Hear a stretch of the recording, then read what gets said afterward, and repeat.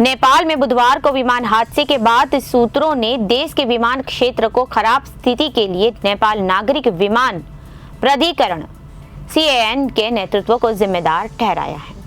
इसके साथ ही इसमें चीन की भूमिका पर भी सवाल के घेरे में है। बुधवार को नेपाल की राजधानी काठमांडू के त्रिभुवन अंतर्राष्ट्रीय हवाई अड्डे से उड़ान भरने के कुछ देर बाद ही नेपाल की एक निजी एयरलाइंस का विमान क्रैश हो गया था। हादसे में विमान में सवार 18 लोगों की मौत हो चुकी थी। मृतकों में एक बच्चा भी शामिल था, जो एयरलाइंस के कर्मचारी का बेटा बताया गया है। हादसे में एकमात्र पायलट को ही बचाया जा सका है।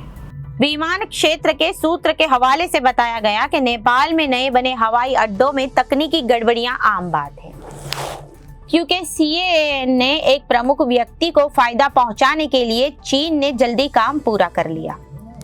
सूत्रों ने बताया कि पोखरा हवाई अड्डा अभी तैयार नहीं है, लेकिन CAN ने शीर्ष पर बैठे एक व्यक्ति को लाभ पहुंचाने के लिए इसे जल्दी सौंप दिया गया। हवाई अड्डे को चालू दिखाने के लिए गैर जरूरी उड़ानों को भी इस ओर मोड़ दिया जाता है। साल 2023 की जनवरी में पोखरा एयरपोर्ट पर उतरने के कुछ क्षण पहले ही एक विमान क्रैश हो गया था, जिसमें 72 लोग मारे गए थे। सूत्रों के अनुसार पोखरा में बीते साल हुआ विमान हादसा और बुधवार की दुर्घटना CAN की लापरवाह रवैये के कारण हुई है। सूत्रों ने बताया कि तमाम कोशिशों के बावजूद पोखरा हवाई अड्डे से 7 घरेलू और 4 अंतर्राष्ट्रीय उड़ानें संचालित हो रही हैं। सरकार जानती है कि हवाई अड्डा पूरी तरह से चालू नहीं है और इसकी सेवाएं भी त्रिभुवन हवाई अड्डे जितनी तेज नहीं है। इसी बीच जानकारी आई है कि CAN निजामगढ़ और एक और हवाई अड्डा बनाने पर जोर दे रहे हैं, जबकि पहले ही बने हुए अड्डों के कारण नेपाल को अरबों डॉलर का नुकसान हो रहा है। नेपाल के हवाई अड्डों के लिए चीन आगे बढ़कर कर्ज देता है और बाद में मनमाना कर्ज वसूल कर रहा है।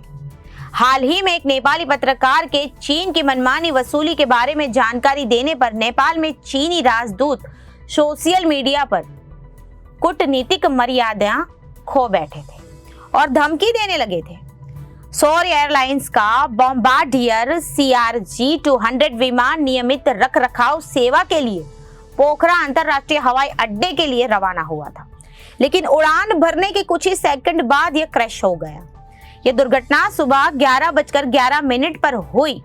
काठमांडू से पोखरा के लिए उड़ान भरने के बाद विमान गलत दिशा में मुड़ गया। नेपाल के नागरिक उड्डयन प्राधिकरण द्वारा जारी एक बयान में कहा गया कि रनवे 2 से उड़ान भरने के लिए कुछ ही देर में विमान दाईं ओर मुड़ गया और रनवे की पूर्वी हिस्से में दुर्घटनाग्रस्त हो गया था।